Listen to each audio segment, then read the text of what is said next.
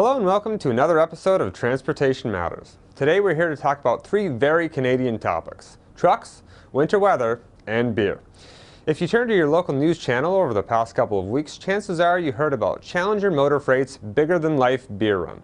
Challenger teamed up with Molson Coors to transport 6 massive beer tanks by road from the Port of Hamilton to Molson's brewery in the north end of Toronto. Each of the 6 fermenting tanks measured 150 feet in length, weighing in at more than 44 tons. Once installed, officials say they will represent a 20% increase in capacity at the Toronto brewery. Combined, the 6 tanks can hold up to 5.86 million bottles of beer. With more on what this means for Molson, let's hear from Kathy Noonan, Chief Supply Chain Officer for Molson Coors Canada. Well, it's really exciting for the Toronto brewery. We're celebrating our 50th year in 2011. And these tanks represent a significant infrastructure investment and will help us increase our brewing capacity by 20%. The move also coincided with a new product launch at the brewery.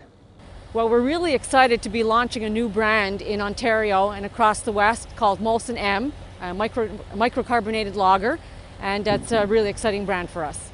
The tanks were purchased from a manufacturer in Germany, and Molson Coors called upon Challenger to handle the Canadian portion of the trip, along with assistance from a pair of other carriers. Because of the height of the tanks, Challenger required utility crews to remove power lines as the slow-moving convoy wormed its way from Hamilton to Toronto over the course of 10 nights.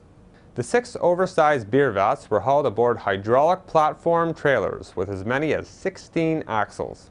All the work was done between 9 p.m. and 6 a.m. to avoid traffic and minimize disruptions, though when the convoy was parked during daylight hours, the public certainly showed a keen interest. In the end, the move took twice as long as originally planned, due to a snow day that kept the trucks idle and some frigid weather that made work difficult for utility crews. Once the move was completed this week, the folks at Molson wasted no time in putting the 6 tanks to use, with installation work well underway at time of interview. Today is an amazing milestone for the project. We finally have the tanks on site and we've started rigging them, and it's going so well. We already have 3 installed, and we're looking at getting all 6 installed by the end of the day. So it's going much faster than expected.